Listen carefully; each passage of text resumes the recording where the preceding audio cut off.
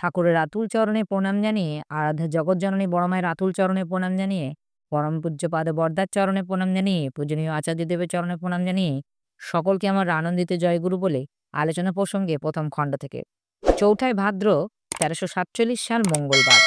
আজ বিকালে ফকিরবাবু শ্রী ঠাকুর কাছে এসেছেন। শ্রী ঠাকুর বাদের ধারে তাসুতে বসা।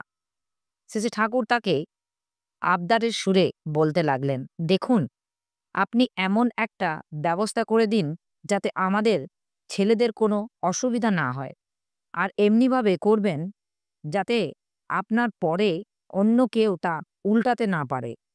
ফকিরবাবু তা চেষ্টা করলেও এখানে একটা কেন্দ্র করা যায়। আর তপবনের ছেলেদের সম্বন্ধে অফিসের ধারণা এই যে এখানকার ছেলেরা আগে অন্য স্কুলে পড়ে, সেটা গোপন করে, তাই খুব খুঁটিয়ে দেখে। সার্টিফিকেট নিয়ে আসলে তা গণ্ডগোল থাকে না। শ্রী ঠাকুর সার্টিফিকেট যদি আনেও তাহলে উপযুক্ত সময়ের আগে পরীক্ষা দেবার ব্যবস্থা করতে পারেন না। ফকিরবাবু হ্যাঁ, তাও পারা যেতে পারে যদি কিনা এখনকার সংক্ষিপ্ত পাঠ্যক্রম বিশেষ নিয়ম সম্বন্ধে বিশ্ববিদ্যালয়কে বিশ্বাস করানো যায়। আমরা হয়তো এসে দেখলাম যে পড়ানো হয় খুব ভালো, তাতে চলবে না। ব্যবস্থাটাকে সন্তোষজনকভাবে ব্যাখ্যা করতে হবে, সেটা প্রত্যয়োৎপাদী হওয়া চাই। শ্রী ঠাকুর আগে যখন কেষ্টদা, গোপালদা, পঞ্চানন্দা, বঙ্কিমকে ইত্যাদিকে নিয়ে আরম্ভ করেছিলাম তখন কিন্তু আশ্চর্যজনক ফল দেখেছি। কতজনের তো ৩০ বছরেই পাশ করেছে, আর যারা পাশ করেছে তারা শেখাটা ওছা নয়। শিক্ষা পদ্ধতি সম্বন্ধে যা বলেছি তা করেই দেখেছি। তখন ওরা কিছু কিছু লিখে রাখত, সবটাই লেখা নেই। এখন দেখছি লেখা না থাকলে কিছুদিন পর জিনিসটা মাথায় থাকে না। তাই এবার আমি ঠিক করেছি প্রফুল্লকে দেখিয়ে এদের নিয়ে দুটো ব্রাহ্মণ এমএ জোগাড় করে নতুন করে আরম্ভ করব। প্রশ্ন উত্তর ছলে শিক্ষা প্রসঙ্গ বলে একখানা বই হয়ে যাবে। সেটা প্রত্যয় সন্দীপী হবে কিনা জানি না, কারণ আমি তো বলবই আমার মতো করে, আমার ভাষা, আমার অভিজ্ঞতাগুলি আমি ঢেলে দিয়ে যাব। লেখাপড়া জানি না, মুখ্য মানুষ, তাই জানি না কি হবে। আমি দেব আমার যা আছে, আপনাদের তা থেকে খুঁজে পেতে নিতে হবে। আপনাদের রকমের সঙ্গে মেলাতে গেলে পারব না। এখন তো একটু কমেছে, আগে আমি বিএ পাস শুনলেই ভয় পেয়ে যেতাম। তবে আমি যা দিয়েছি সে কেষ্টদা উস্কানিতে।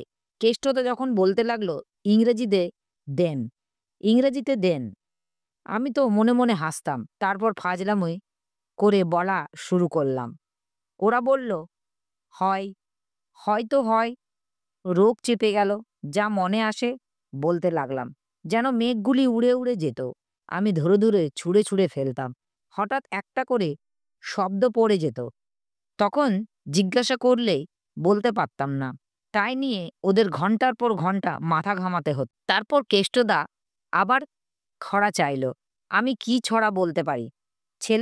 ছোটবেলায় সবাই যেমন লেখে, আমিও হয়তো কবিতা দু একটা লিখেছি, কিন্তু ছড়া বলা কি সম্ভব? কেষ্টদার ঠেলায় বলতে আরম্ভ করলাম।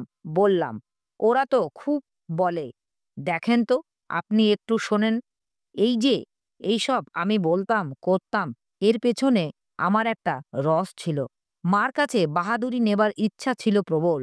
যা করতাম এই আশাই করতাম, মা শুনে বলবেন বেশ হয়েছে। সেই ছিল আমার সার্থকতা, আমার পুরস্কার।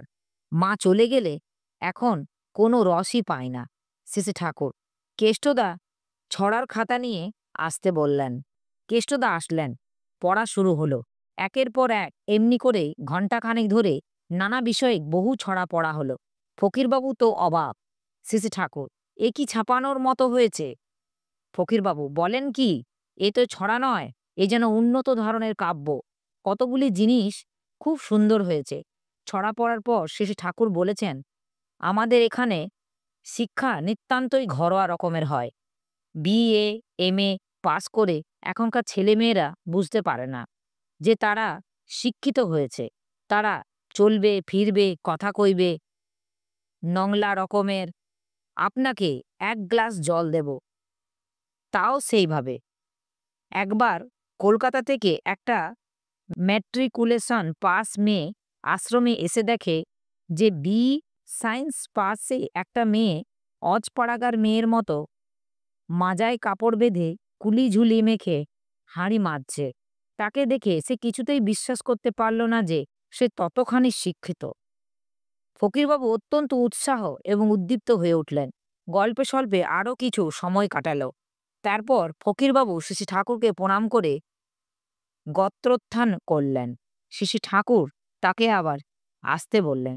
আমার আলোচনা প্রসঙ্গে প্রথম খণ্ডে আমার যদি কিছু ভুল ত্রুটি হয়ে থাকে আপনারা আমাকে ক্ষমা করবেন। উপস্থিত দাদা, ভাই, বোন, মায়েদের আমার রানন্দিত জয়গুরু।